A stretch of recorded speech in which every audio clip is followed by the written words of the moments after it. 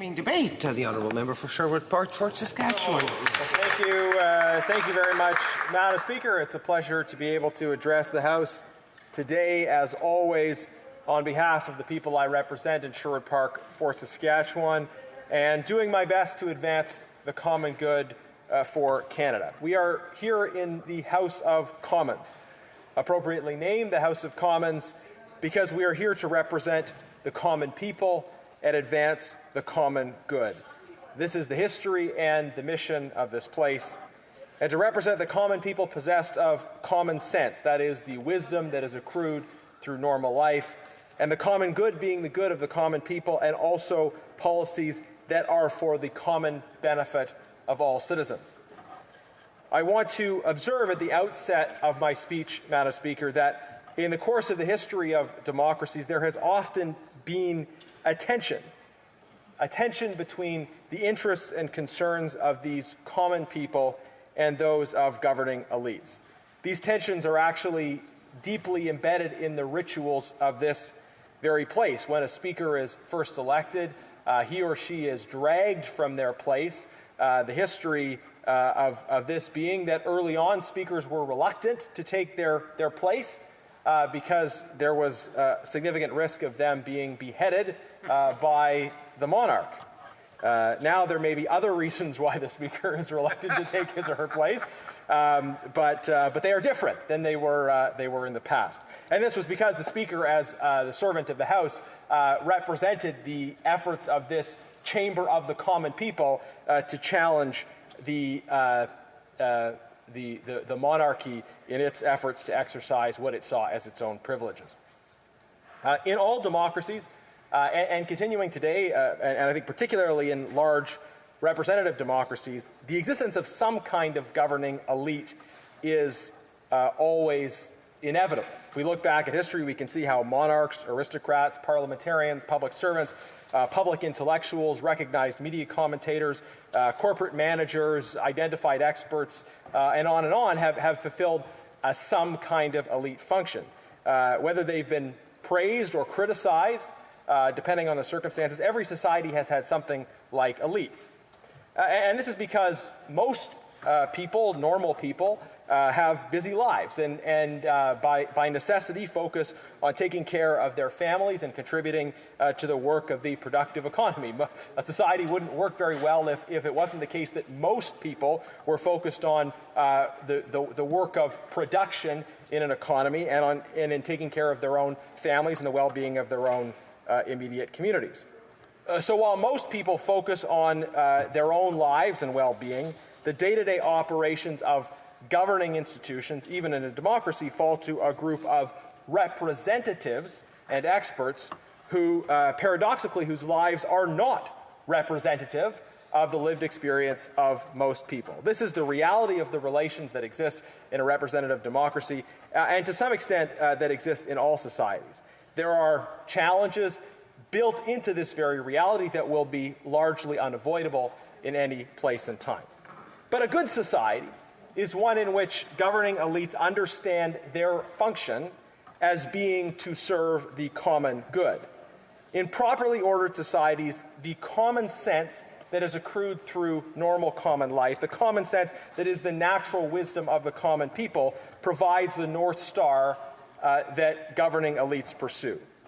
Elites in a democracy should always recognize as the end of their activities the advancement of the common good, noting, of course, that if they fail to advance and serve the common good, representative democracy provides the tools for removing governing elites from their positions. With that in mind, Madam Speaker, I would observe that sadly over the last 9 years, the relationship that should exist between governing elites and the people has gone way out of balance. This Liberal government, along with their circle of managerial elite insiders and friends, have sought to use their power to advance their own elite interests and to protect their own elite privileges rather than to advance the common good. Liberals have sought to control the various parts of our social and political elite. They have sought to reduce the corporate sector to a high degree of dependence on government.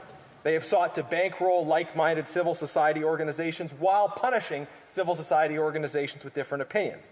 They have sought to buy off traditional media through subsidies, undermining its independence. And they have sought to elevate their corporate capitalist cronies in exchange for the willingness of those cronies to use their corporate power to push leftist causes. Liberals have sought to capture the elite and use the elite to advance their own ideological interests and causes, and to do it at the expense of the common people and with no regard for common sense. Liberals have sought to insulate themselves from the realities of life in Canada under their watch.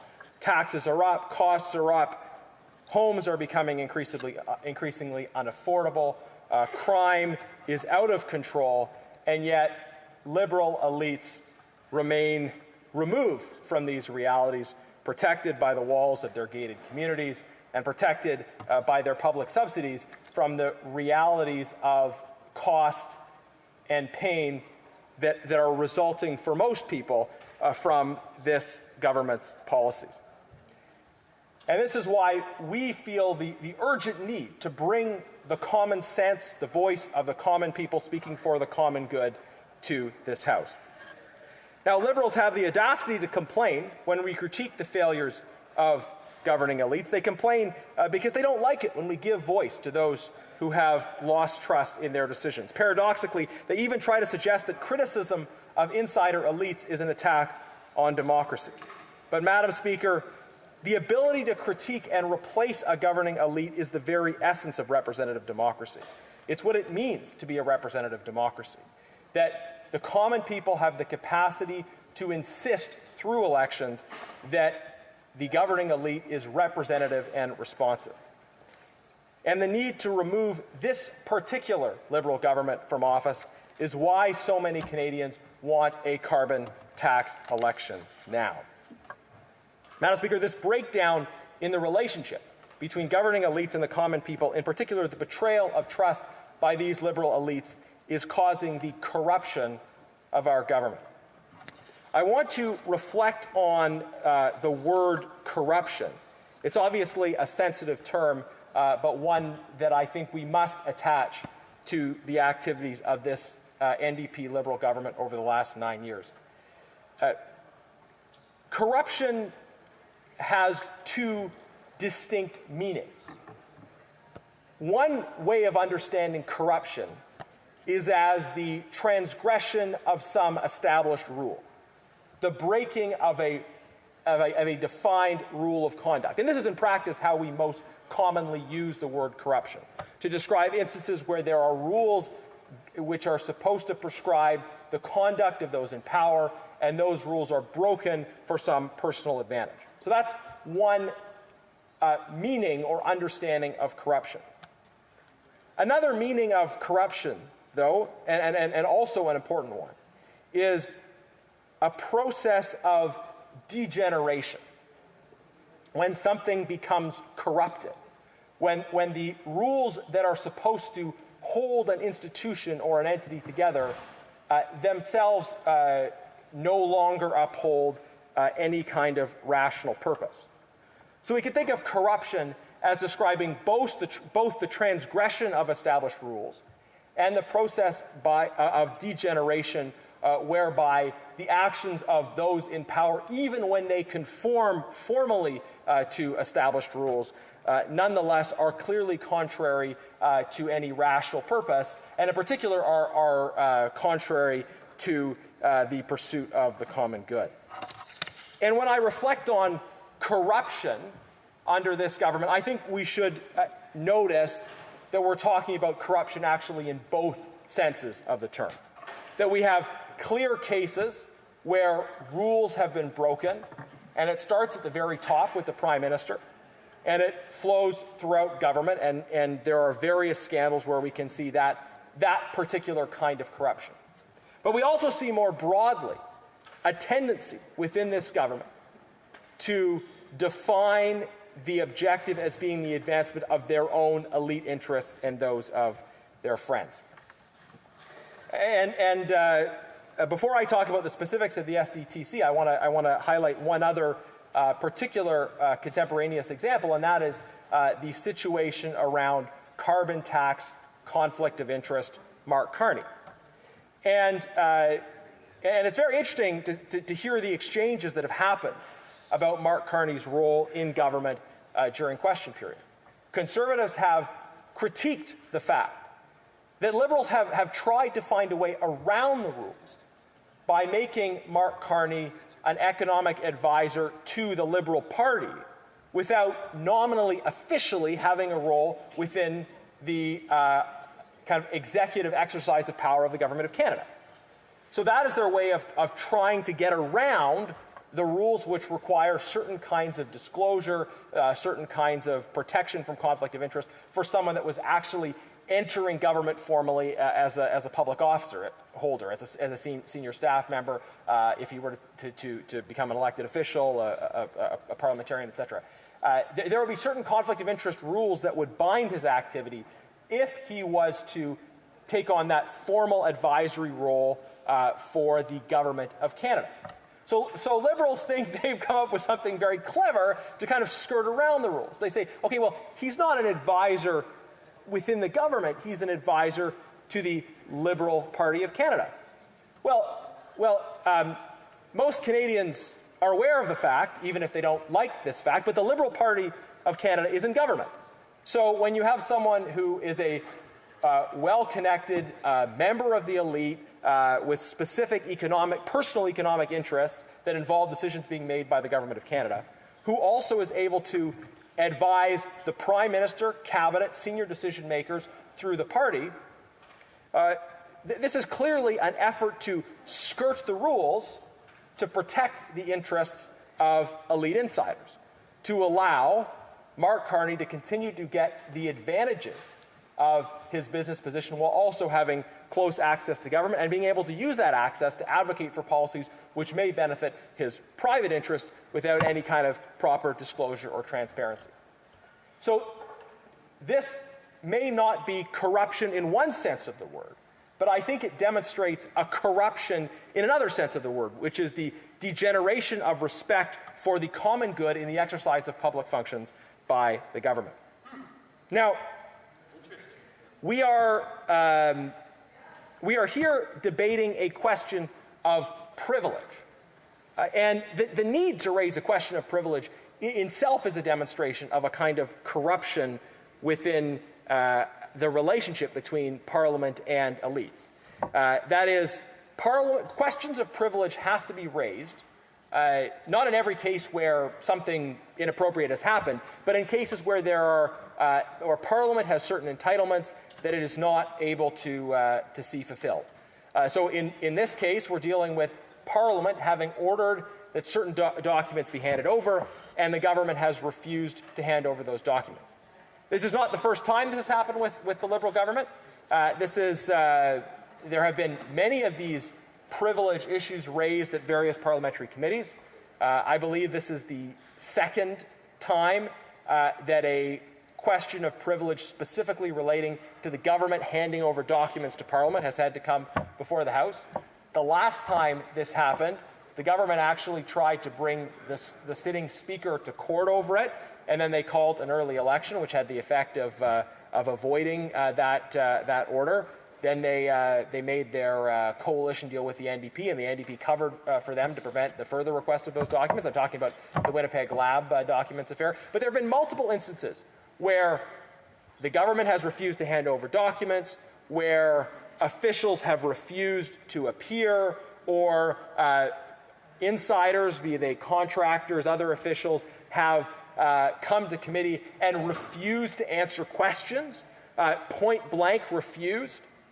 And this is demonstration of corruption within a governing elite, a lack of respect for basic democratic principles and norms, that government officials, their well-connected insider friends and contractors, feel that they can defy the orders of Parliament and get away with it, as if they're not acquainted with the basic principle that the House of Commons, the representative body of the common people, is supposed to be able to direct the actions of elites. So this is demonstrated. The fact that we've had multiple instances of people called to the bar, likely a third coming up, the fact that we've had so many instances of refusal to hand over documents, it demonstrates this basic problem that our governing elites, increasingly under this Liberal government, feel that they do not have to follow the direction of the common people's House, the elected representatives of the common people, the House of Commons. So this is a corruption of the proper relationship that should exist between governing elites and the common people. That is, the common people's House, the House of Commons, should be recognized as supreme in our system of government, and under these Liberals, it is not. They think that they can defy the direction of the House of Commons. And you'll hear in the debates, Liberals offer various reasons why they didn't like the motion that ordered the production of these documents. And they're welcome to that opinion. They're welcome to vote against motions of the House or motions at committee to order the production of documents. But whether they like the motion is a different question from whether or not they should recognize the supremacy of the House of Commons and the obligation of governing elites to adhere to the wishes of the representatives of the People's House acting in concert. Moreover, Madam Speaker, of course, we need to talk not just about how we got here with this privilege question or the broader issues of corruption in this government, but the outrageous and salacious details of this particular Green Slush Fund scandal. Now, what happened at the Green Slush Fund, very simply, Madam Speaker, is you had a group of elite insiders who were, on behalf of the government, allocating money to various companies. And outrageously, they were voting allocations of government money to their own companies. Now, in some cases, the person who is the direct beneficiary might step out of the room for that vote. In some cases, they didn't. The Auditor General found $58 million went to 10 ineligible projects. $334 million over 186 cases went to projects in which the board members held a conflict of interest. So imagine it. You've got a bunch of people sitting around a table who are deciding which companies get taxpayers' money. And then Bob says, hey, I'd love for my company to get $20 million. Let's all vote on it. But I'll abstain, right? And then next we're going to vote on giving money to Bill's company, right? But he'll abstain, right? Sometimes he'll abstain, right? You know, you got a group of people around the table. You can't make this up. You got a group of well-connected elite insiders with a massive pool of taxpayers' dollars, money worked for, earned by everyday Canadians, given to the government in their taxes. And then you've got this group of elite, well-connected insiders appointed by Liberals sitting around deciding how to give out money, in some cases giving it to ineligible projects, in many cases giving it to companies, projects that are directly benefiting those same people sitting around the table. So Madam Speaker, this is outrageous. Outrageous. This is a clear demonstration of a basic corruption in the operations of this government. Did it violate established rules? Yes, it violated established rules. But moreover, did the fact that anyone could think that that was acceptable, regardless of what the specific rules said, is it plausible that anyone could actually think that it was acceptable to cast a vote on granting taxpayers' dollars to your own company? It's utterly insane.